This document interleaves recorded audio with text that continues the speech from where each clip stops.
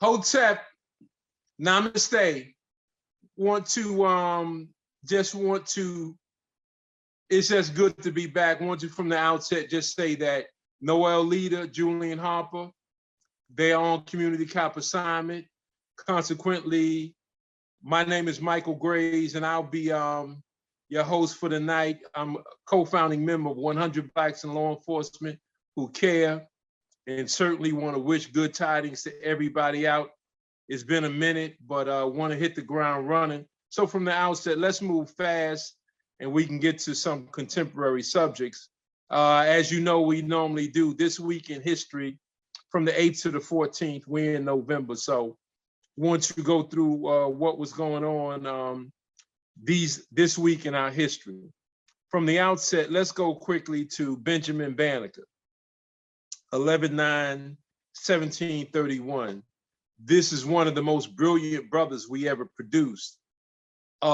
Just his African ancestry, I suspect more than anything, gave him just that ability to do what no one else in his time could do. Others were commissioned to do the borders of Washington, D.C., and they didn't have the proper markings and they could not figure out how to do it so that it would be in line with constitutionally they wanted between obviously the states, and they didn't want to violate these areas. So only of all the people they picked, only one could actually pull it off. He was able to pull it off, and this brother was so brilliant. Not only did he do an almanac for that year and years to follow, he also made a wooden clock, believe it or not.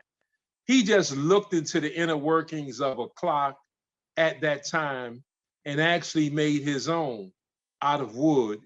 Incredible that over close to 300 years later, 290 years, I think he did it in when he did it. So we're talking about well over 200 years later, he that clock still works. It still can function. So Benjamin Banneker, and if you ever get a chance, read some of the letters he wrote to Jefferson, and Jefferson could not believe that this was a Black man that he was corresponding with, because he was so intelligent, and he understood rather clearly that Benjamin Banneker's intelligence and his ability to write and convey his ideas were superior to Jefferson himself, who was a great writer in his own right. So he could not believe that Benjamin Banneker was Black. And so the disagreements that Banneker had with them, and that he was able to convey, and Jefferson was a very powerful man at that time. This was prior to him being president. He was, I think he was Secretary of State at that time. I know he had a cabinet position. I think he was Secretary of State at that time. So long live that beautiful spirit of Benjamin Banneker, who did so much and represented our people in such a sterling way. Next, let's go with Booker T. Booker T. Washington, the great educator.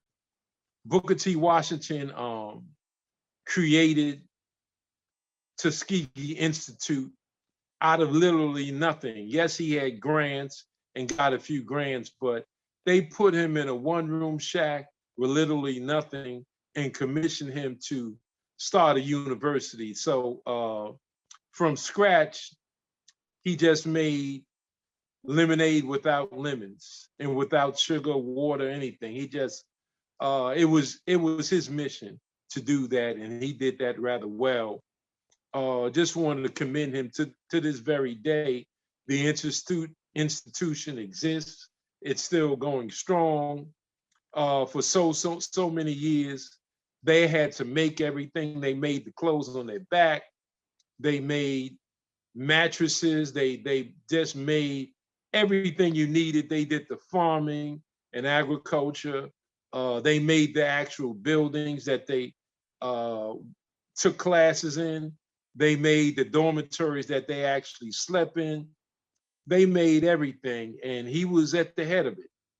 So you have to give Booker T. Washington so much credit for doing so much, and still people a decade, decades later, centuries later, were able to able to still go to school, whether they had means or not. They worked it out.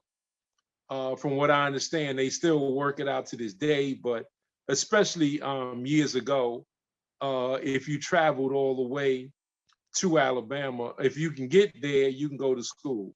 No one was turned back. So we are eternally indebted to that spirit of Booker T. Washington for doing that. Now there was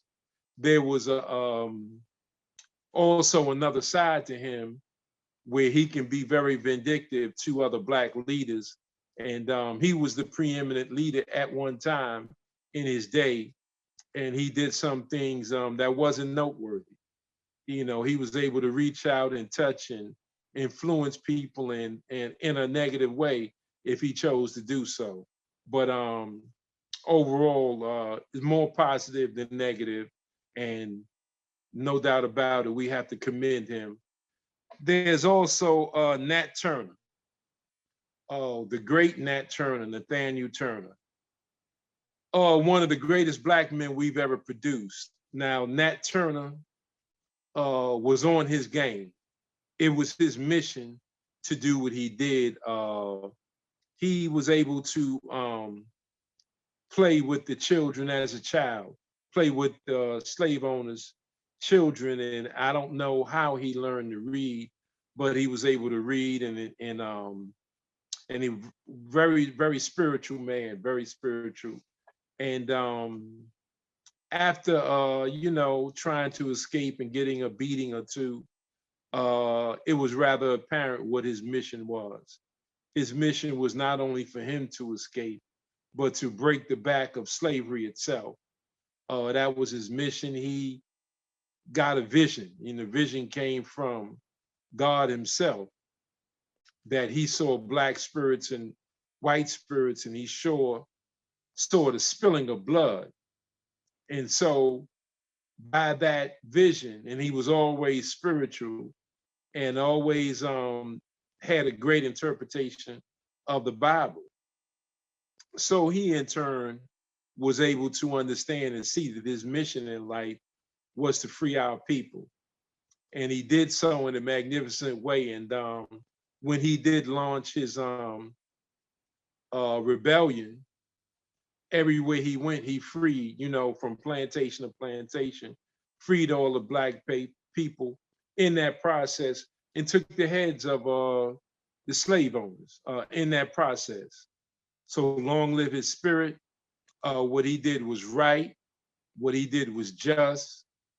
And I'm not going to apologize for anything he did in that process, because many of us can feel that pain, and we are sensitized enough to begin to understand ever so slightly what he went through and what we as a people went through during that time. So he fought for justice. He did what was right at that moment, and certainly that is no different than those that came behind, whether it was a Denmark Vesey and so many others who came behind him and did likewise. So Gabriel, Prosser, and so many others. So long live that spirit in Nat Turner. In Nat Turner, again, no one knows how he learned how to read, how he learned how to memorize scripture the way that he did. But we know one thing, that when it was on, it was on. And for that brief time of his rebellion, and he was able to unite many enslaved Africans from various other plantations. That was a blow for freedom that sent shockwaves to the oppressor. So long live that spirit of Nat Turner, and certainly he was a warrior that we put in rarefied air because he was true to what he believed in. And last but not least, on this date in our history, we have to look at the Wilmington uh, massacre. Now, this happened in North Carolina, and certainly there are people in North Carolina that have no idea of what happened, and certainly right here in New York, we might not know what happened with that massacre. But there did come a time that well over 30 years after the freedom, if we're going to look at it as 1865, and then we're talking about 33 years later, you had a situation where we were getting into, over many former Confederate states, we were getting elected to office, and quite a few blacks came into office, where 1/3 of the city council in Wilmington was black. Not only were they black, but we also held offices in law enforcement, sheriffs, marshals, elected positions, teachers, skilled positions where certain crafts, whether it's shoemaking, bricklaying, plumbing, all sorts of skills were open, and the making of carriages and the like. And then their offspring coming out of enslavement was sent to school. So around that time, we had young men and women who came back, especially men, came back with college degrees. And they had went to the Howards of the world and other black colleges. So when they came back, some of them forgot what their parents and grandparents had went through, and actually were found dating white women. They weren't raping white women, they were dating white women. But to the white man, especially then and even some now, look at that, they equivocate that with rape. So the local newspapers in Wilmington got together and started stirring the pot, creating this firestorm that that just went to a level where they just accused black men of rape, and they put it in the newspapers. They had a plan to get people out of office and to generate and engender whites to anger. Well, doesn't take much once white women are on the agenda that white women are being raped. So they put those stories, insightful stories, in the newspapers.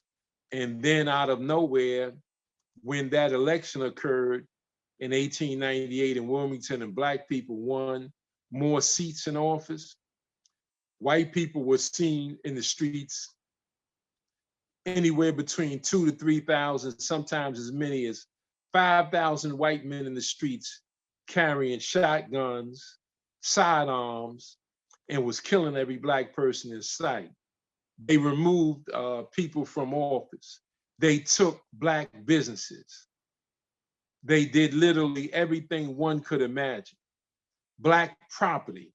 I mean, actual homeowners, landowners confiscated their land, killed them in the process, hung a lot of black people in the streets, shot them down cold-blooded. There were a few white people that actually had to hide the maid, whoever was working in their house, hide them from the white mobs that roamed the streets for days.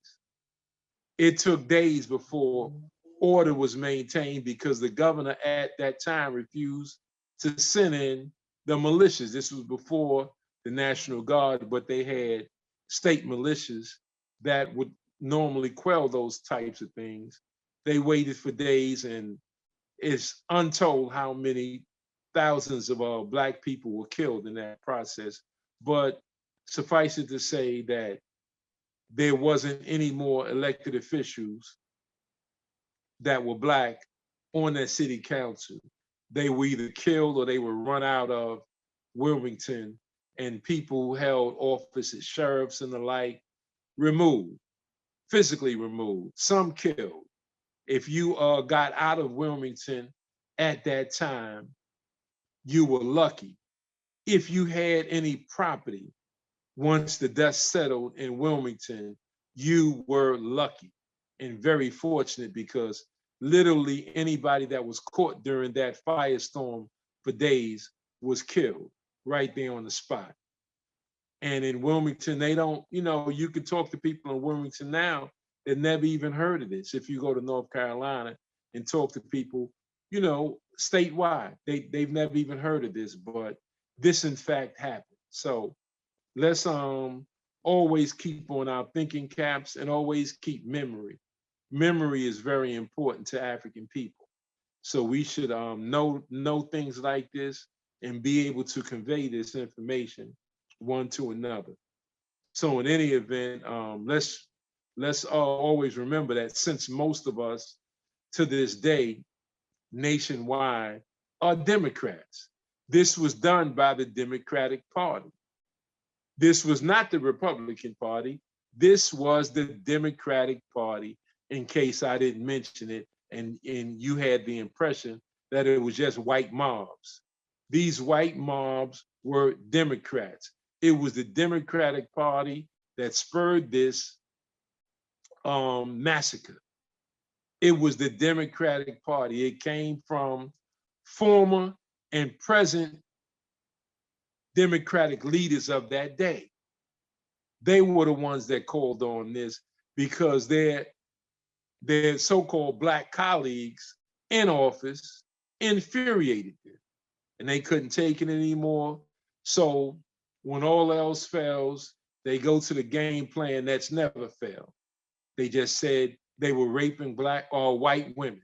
Black men were raping white women, and that was the spark, and that's all it took to just remove literally every black person from every office that they had and destroyed countless businesses that black people had at that time. So to those Democrats, we just had an election, not only here in New York, but all over the country. Last week was an election that went on, and certainly most black people they believe once you pull that lever that it's all over, but it's not all over. And just remember, your Democratic Party, and I know most of you out there are Democrats, your Democratic Party, a little over 120 something years ago, what they did to black people in Wilmington, North Carolina. Look it up, look at the facts of the Wilmington Massacre of 1898. It might surprise you. And then to others, it'll just inform you because you've seen enough so you won't be surprised by what you're gonna find out. Okay, let's look at some contemporary events, but I would be remiss before I even go any further, have to tell everybody, Ayo Kamathi, the irritated genie, is going to be at the Dr. William Mackey History Club. He's going to be 103 Quincy Street. 103 Quincy Street on November the 17th. That's in Bedford-Stuyvesant, right off the corner of Franklin Avenue. Franklin and Quincy Street in Brooklyn. The irritated genie is going to be live in person there, 103 Quincy Street, downstairs. 103 Quincy Street, Bedford-Stuyvesant, right off the corner of Franklin Avenue. Now, when you get there, they're strap on because the irritated genie, I'm telling you, that's one of the strongest, most dedicated black men in America. This brother is from the Southeast, Washington, D.C. This brother works so hard and so dedicated to the elevation and freedom and justice of our people that he goes all out. So he's gonna be in Brooklyn. The irritating genie is gonna be in Brooklyn, November the 17th. So keep that in mind. All right, let's get started. Now from the outset, we want to talk about the case of Ahmaud Arbery. Now, this case, the accused killers are claiming that they was making a citizen's arrest. And I think we all are somewhat knowledgeable of what a citizen's arrest is. Now, these killers' names are Travis McMichael. He was the one with the shotgun. Gregory McMichael, he's the father. And William Roddy Bryant, he's the friend who filmed the killing. Now, he initially claimed that all he was doing was filming it, but they were all together. They all together as a group used their vehicles to trap Ahmaud Arbery. Arbery was jogging. He was jogging in Satilla Shores, and that's near downtown Brunswick, Georgia. So he's jogging on broad daylight,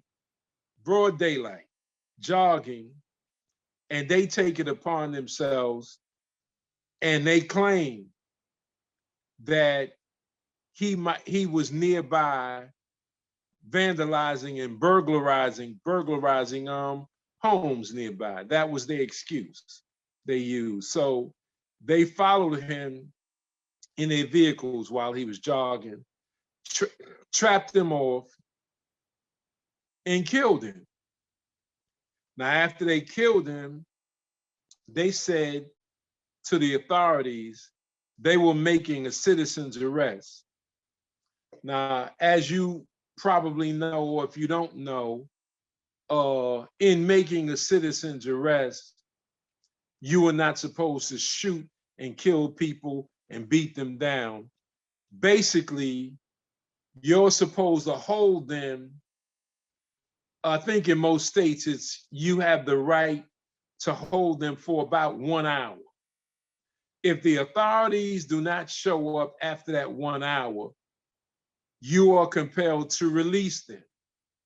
You know, they make their 911 calls, they alert the proper authorities, whether it's the police department, whether it's the sheriff's department, wherever you at, you provide them with the information. They should get there within an hour. If they do not come within that 1 hour, then you're supposed to let that person go. Now, obviously, if you saw them commit murder or just rape, a woman or something like that, then obviously you're gonna probably hold them longer because the necessity for the authorities to get there is paramount. But when you haven't seen a crime and you're just thinking, or assuming, making that assumption cannot last more than an hour. And certainly you're not authorized to just use deadly physical force because of you think something might have happened. But in any event, in the Marbury case, you had a situation where the brother was jogging and he was trapped off. He did not burglarize, the facts of the cases. He didn't burglarize anybody. Now, this occurred on February the 23rd, 2020. Now, the killers who actually killed him, when the authorities got there, after consulting with them, they let him go. Believe it or not, they killed the Black man. They were released that very same day. And I'm almost certain with their weapons.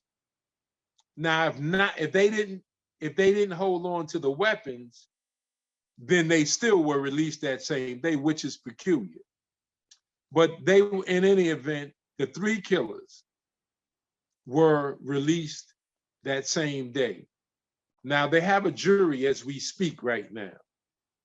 The jury has 1 African American on the jury. Now, several prosecutors were able to relieve themselves of the case, claiming that there were, whatever contradictions, but in any event, they were able to put together a jury. And traditionally, especially in high-profile racist cases, they use the Batson challenge. And the Batson challenge basically is a process that's been used for well over a century since we've been allowed to go to courtrooms and actually participate on juries. They've used the Batson challenge to remove blacks, which they do in highly charged racial cases. So they only have one black on the jury, which is problematic because had it not been for that one person, you would have an all-white jury charging three good old boys, and that would just be a walk in the park for the defense. So in any event, there's only one black on the jury. Now, to use this defense that they were making a citizen's arrest is tantamount and takes you back to antebellum law, where actually slave catchers could use whatever force was necessary to capture runaway slaves. And let me just say runaway enslaved, because I remember that we've had discussions, and everybody from Ollie McLean and others would always say, if we were in a bus or somewhere and we said slaves, she would always say, no, they're enslaved or enslaved Africans, but they never accepted their enslavement. So therefore, in a real sense, they should not be described as slaves. So they're trying to use antebellum law, chattel slavery law to justify killing this black man. When one looks at the law, you can just see that this is it's a level of aggression. It's a level of aggression that in a perverted white supremacist, it's a perverted white supremacist form of like vigilante justice, where you can actually become judge, jury, and executioner in one fell swoop. So you have this situation where this violation is just tantamount to what we experienced during slavery, where all movement can be checked. If you even doing something for a slave owner, you can be questioned, or you might have to have a pass, but certainly you're going to be questioned and stopped. But of course, what these killers did was worse, because they killed them on the spot and then falsely accused them of burglarizing houses. So this is tantamount. I don't know if you remember, but there was a white cop whose daughter introduced. It was a white cop, and she introduced her boyfriend to her father. And when the boyfriend, who was a black man, 19 years old, she was 18, tried to shake the father's hand, he pulled out a gun and killed him on the spot. So his attitude was, a black man going with my daughter as a white man. So when the black man tried to shake his hand, he pulls out his gun and blows his brains out. How do we know that's what happened? Well, the daughter admitted it in the courtroom, that her father actually pulled out his gun and killed him on the spot and then claimed he was defending himself after the fact. So this happened in Tulsa, Oklahoma, by the way. The police officer who killed the black man killed a young man who was getting ready to shake his hand, extended his hand out in friendship, and was killed on the spot. This is similar to what these three guys did. You kill a black man for jogging. The Tulsa cop kills a black man because he was going with his daughter, so he can only imagine what was happening in their intimate moments. So he just outright killed him, and it took three juries. It took three juries, and that they couldn't reach a decision. So it took a fourth time. Three straight juries refused to convict him of killing this young black man, even though the daughter testified she stood there and saw him do it right there in the doorway when he came in with her. So, in any event, this is similar. This is very eerily similar to what we saw happen in this particular case. So, hopefully, the numbers are not fixed in a way where the jury will not convict him. Hopefully, that's not going to happen because it's only one African American. So this is just a replay of so many times in history, a highly charged racist case, a white supremacist of the highest order. They're controlling the court system.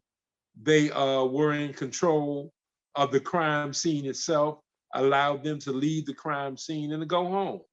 So let's just see what happens down the road. But in any event, they must have used the Batson challenge time and time again to get rid of any potential black jurors because it's literally almost an all white. You have 11 whites and one black. Now, how are you going to convict three white men of killing a black man and only one black person is on the jury? That's a tall order for any prosecutor. And the prosecutors didn't even want to prosecute this case. The only reason why those three killers were charged is because it took protest after protest. They were not initially charged for months. It took protests and protests and more protests until they finally were charged. So let's be mindful of that, and let's keep an eye on that because that's very important.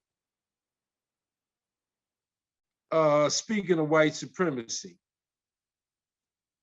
there's a prevailing attitude that's going on as we speak with respect to whites. They have a problem with this critical race theory. Now, they are pulling their children out of some public schools. They're trying to remove teachers. They're utilizing racist organizations. Sometimes they're using the church. They're using political and social clubs, PTA meetings to organize against critical race theory. This is going on in the South and the Midwest, and even in the West. So as we speak right now, white parents are challenging the actual authentic accuracy of history. You know, they're changing words around slavery, chattel slavery. They're changing the very language to suit their agenda because critical race theory is authentic. It's just giving you an accurate look down the corridors of history. You cannot act like European nations. whether it was Spain or Portugal, that was authorized and given the blessings of the Pope to go into Africa. Spain and Portugal first, later to follow France, England, Germany, Belgium, all of them followed. The Dutch, what have you, they all went into Africa and claimed lands as theirs, brought out enslaved Africans, brought them to the New World, so to speak. Well, it was new to them. It wasn't new to us. We was here before Columbus. We were here before Cortez. So they even want to change the history of Cortez, change the history of Columbus with respect to the indigenous people of this land. They don't want that the history of what Cortez and his men did in the West Coast, in Mexico, the actual bloody murders and the rapes of indigenous women. They don't want that to be taught. And they certainly don't want the crimes that Columbus did, because Columbus is a national hero. There's an American holiday named after Columbus. And this is why those who persist in keeping that holiday, they would argue and fight you tooth and nail over this history. So critical race theory, as it attempts to give you an accurate bird's eye view of what transpired and who were the guilty parties that did this, and if there was rebellions, what type of rebellions and who led these rebellions, what political parties were in office at that time, what government agencies were involved, all of these things. It's open game. It should all be on the table. The only one who does not want to tell you how the wolf ate the chickens is the wolf himself. The chickens want to see the truth. The person who owns that farm want to know accurately what happened. The only one that doesn't want that accuracy is the wolf himself, is the devil himself, because truth will crush the lies. Truth will shed light on what happened. So, those that don't want the truth, you have to ask why. If you do not want what is commonly now called critical race theory, the question is why? What have you done?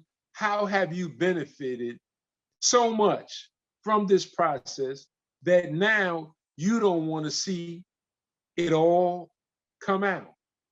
Yeah, we've had plenty of scholars in the past who gave us this, but now to teach it in the public school system, I mean, if you look at it, there were those bold scholars in African history that we had, that told the truth. And this is going back as far as historical Black colleges. There were those who told the truth.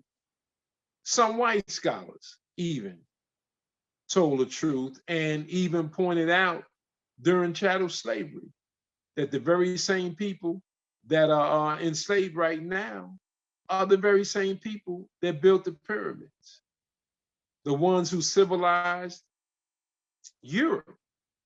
So, there are those who know that. And they were the scholars that put their life on the line in the early days, long before they was a Dr. Ben and Dr. Clark, that taught that sacred truth.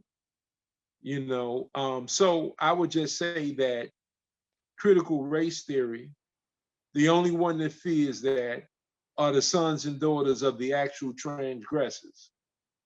But those who love the truth or willing to hear the truth, wherever it leads, those are the ones, hopefully, that will see the light and understand that you don't have to fight it, but to fight it means that you want to justify it, and you don't want people to know that's truly the way you benefited, because you were a part of a system that was racist, that benefited you, and you were undergirded with a system that somehow you are unlikely to fail, and failure is 10 times more evident among African people, because the system is set up for you to fail. The system is set up for you to use drugs. The system is set up for you to not go to school, or to be disappointed in what you're being taught in school. Consequently, you choose another alternative, or the pain, the suffering that you go through daily, the fact that you don't know whether you're going to get home at night, whether you're going to be able to return home safely because of these conditions, this infrastructure that's been built not by us, by those who oppose us, by those who want us to fail. So they have a system in place, and we blame ourselves. We blame each other, but we don't know that we didn't build this. We didn't know that left to our own devices, we have young Black men and women that are geniuses. But if you pump drugs into the Black community, if you put a system that will miseducate you in place, if you put uh, images, whether it's of a homosexual nature, which is not African, if you put those images and finance it and encourage it, then something's going to happen. But if you put the balance of Mayat that we had while the white man was living in caves, we developed a system at Waset along the Nile Valley in ancient Kemet. We developed a system that was able to bring light to Europe, to teach them the basics of even how to bathe, that bathing was a good thing, to teach them that the written word was a good thing. There was nothing demonic about having a system of law and government, that it was nothing demonic about praying to the God of the universe. So, as a matter of fact, just the whole concept of one God, monotheism, is African in nature, in its concept, in its scope, in its development, is African. So I'm saying that to say that they make critical race theory into a guilt trip for whites. It has nothing to do with white people making them feel guilty, because most of them don't care anyway. They don't care about what their fathers and grandfathers did, because they're proud of them. They were able to develop a system. The daughters of the Confederacy were behind the building of statues and monuments and textbooks. They were behind that so that they can impose white supremacy from the past and the present well into the future. This was done by the daughters of the Confederacy. This was not done right after the Civil War. They waited years later. And to impose a white supremacist ideology on us and to build Black inferiority. This is how it was done. So again, nobody is against critical race theory except those that want to continue to accentuate the lies and the miseducation of our people. Now, let me just to end this subject, I would just say that uh, we've had great scholars in the past, and we still have great scholars now. It's just that they don't have the courage now. They're thinking about a paycheck, so you won't see that the fight that a century ago was done by Dr. Hansberry, Dr. Leo Hansberry, and then John Jackson, and then you had other scholars, whether it was Dr. Ben Clark, Dr. Shikanta Diop, and so many others, that it's a continuum of this glorious struggle towards African consciousness. So we've had them, and I just see a slight difference in these other scholars because we've had people like Dr. Gates from Harvard who called what Dr. Clark and what Dr. Ben and others did as pseudo intellectualism, pseudo history. He didn't legitimize any of the things that they did. He delegitimized it. And this is why he's rich. This is why he's well financed and do all these documentaries on the Black experience because it allows him to water it down a little from what it would be had someone else been given the finances to make these documentaries. So that's why maybe in retrospect, it was a good thing, even though it didn't help. When he was locked up by Cambridge police officers by trying to enter his house without going through the front door. I guess he lost his keys and chose another way to get into his house, whether it was a back window or whatever. And the onlookers called the police, and he was consequently arrested. I think most of you know about Skip Gates when he was arrested by the Cambridge police, and certainly the newly installed President Obama came to his aid by at least saying what the Cambridge police officer, what that sergeant did, was stupid. His actions were stupid, and arresting a man for going into his own house. So in any event, critical race theory, these fights are just starting. It'll be more that whites will pull their children out of certain schools and enlist them in private institutions that will not do that, and others will fight. They've gotten some Black teachers who attempted to teach the truth, got them fired, even got a principal fired for supporting critical race theory. He didn't even teach the class.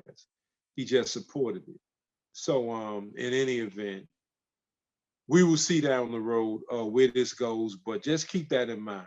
The teaching of the truth is somehow problematic because the sons and daughters are no better than their fathers and grandfathers. That's the bottom line. Okay, the Chanel Lewis trial is getting ready to come up. Chanel Lewis was the young Black man, maybe about 22 years old. He's a young man. He's accused of killing Karina Vetrano in the area around the Belt Parkway, around that Howard Beach area, that line right there between Queens and Brooklyn, in that area. it's a sort of area where some people jog. There's a national park there, and it's an isolated area in any event. Well, they charged a black man with killing Vetrano, and I dare say I doubt he could do it. I'm very doubtful that he did it. He looked like a man that has maybe some challenges, cerebral challenges, trying to be delicate and ginger with respect to the family. But I don't think he was capable of it. And he had no real connection with the case really at all. It was an off duty police lieutenant who lived in the area where he was walking. And this was an area where people were walking around and shopping. And he used that opportunity to follow a black man because, as he said, the black man looked suspicious because he had on a wood on a hood. It was a warm day, and he had on a hood or hooded sweatshirt, and so that deemed, in the professional opinion of a police lieutenant, that deemed him suspicious. So he followed him on his day off for about 45 minutes, and then he allegedly lost him. Now, this person wasn't doing anything other than walking around, whether it's window shopping, what have you. He followed them for a while. Lo and behold, that same lieutenant is off the next day and saw him again walking around. But this time, after following him for a while, when he spotted a uniformed police car, he asked the two officers there, he identified himself and told them two officers to search Chanel Lewis. They searched him. There was no weapons on him at all. But now they took his name and address just and put it in their memo books. So in any event, when Vetrano was killed, they didn't have a suspect. Now on her body, the two hairs that they pulled that weren't her hair from her body were European. And they did say that there were two strange white guys that were in that area where she was jogging. But they were committed to putting this on a black person, and they decided not that the white guys that they said were acting a little funny. They chose not to find them and try to find out where they were. They chose to go to the lieutenant after 6 months, and they couldn't find a suspect. At that point, he went to the precinct that those two police officers were and said, look in your memo book from 6 months ago and give me the name of that guy who had a hood on in the warm weather. Well, that person's name was Chanel Lewis. And then they took it from there. They illegally went to his house uh, and got a DNA specimen from him. They took the equipment there, talked to a family member, while one of them took him into another area unbeknownst to the family, and took a DNA swipe inside of his gums and used that. And then they later said that there was a match. So this was trumped up, concocted out of the mind of an off-duty police lieutenant and followed up, and they actually put the whole power and authority of the prosecutor's office into zeroing in on Chanel Lewis, who had nothing to do, in my opinion, with the murder of Vetrano, because I believe they should get the person who actually did it. That's the person who should be in jail now. So in any event, he's coming back on appeal. And the first time they tried the case, it was a hung jury. The second time they got a conviction, but they did every illegal thing in the book to get a conviction. So the appeal is in, and they're going to have the trial soon. Out when I find out what the exact date of the trial is, I'll certainly get back to you and let you know, just in case you want to go see the trial. So in any event, that's going to be happening soon. Also, we'll later we'll talk about this last election and the mayor-elect Eric Adams. We will give you our take real soon on what we think of that. But again, want to remind everybody again that the irritated genie, and that's the guy. That if that's the guy, he's gonna be in Brooklyn live, 103 Quincy Street. If you know what I know, you better get there early before we close them doors. If you know what I know, 7 p.m. 7 p.m. But don't wait till 7 o'clock to get there. If you know what I know, he's gonna be there from 7 to 10, 103 Quincy Street in Brooklyn. The Irritated Genie. That's November the 17th. That's next Wednesday, November 17th, Wednesday, 7 p.m., 103 Quincy Street, downstairs at the Dr. William Mackey History Club.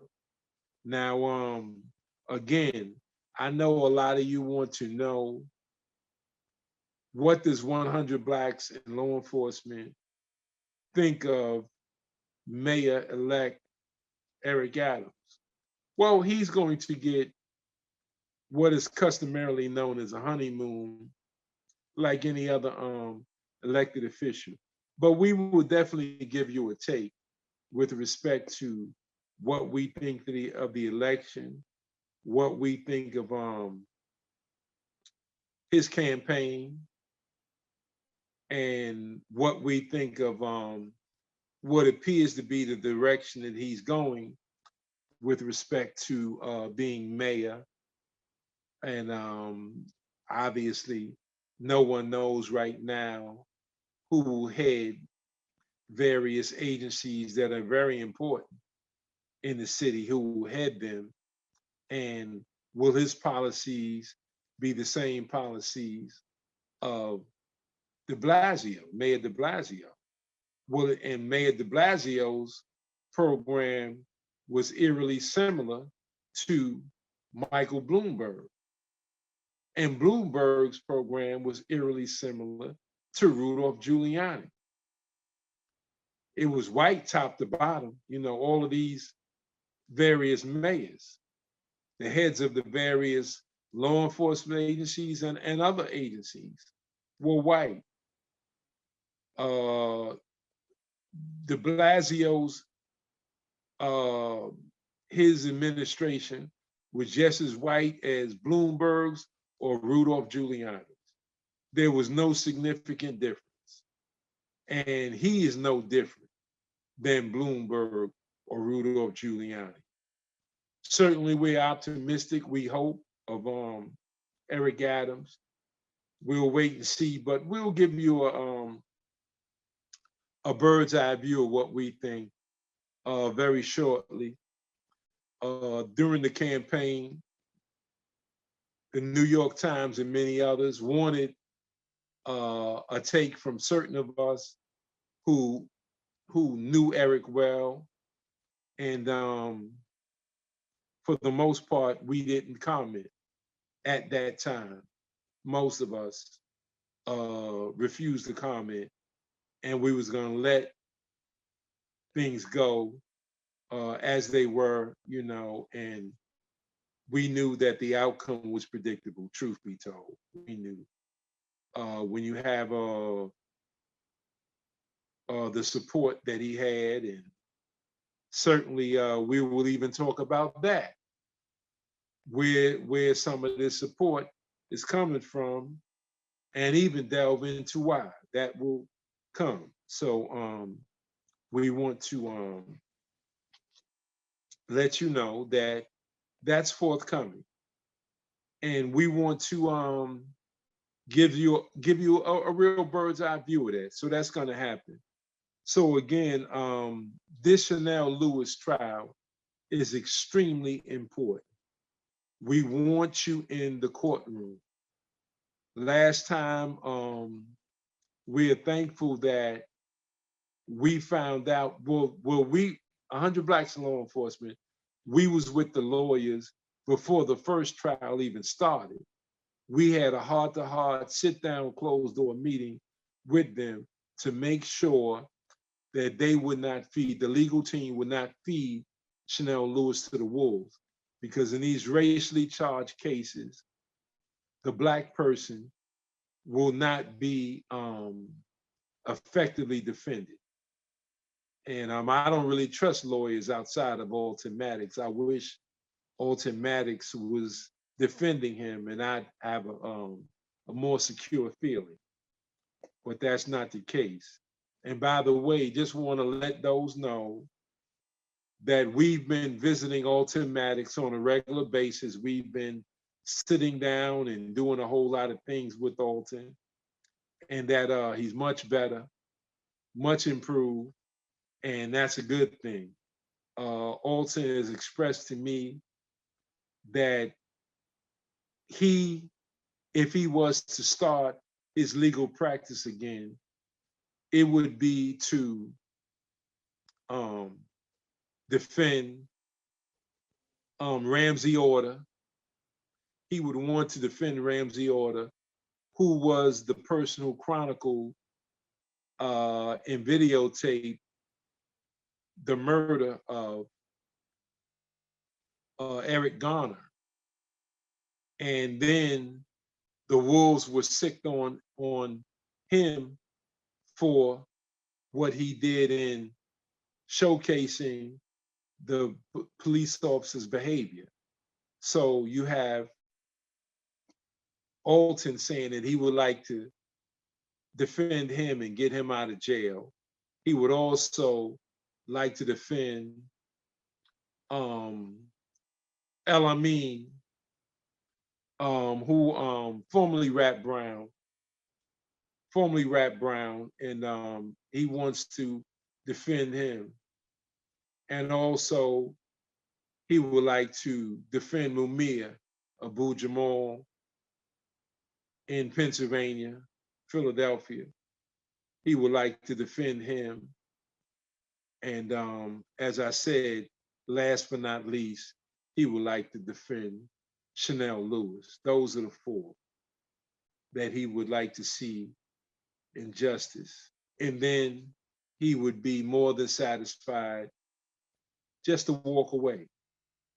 He feels his best days are behind him in terms of being a lawyer. Yes, he would help young lawyers. Yes, he would help people with whatever pitfalls they might find themselves in. But he feels that those four cases, besides those, he's not interested in making a pool of money, a big money enhancing cases like these so-called civil rights attorneys are, but they're ambulance chasers. None of that interests Alton. It never did. It never will. Alton just wants to defend those four that got a raw deal, and then he'll pack it in.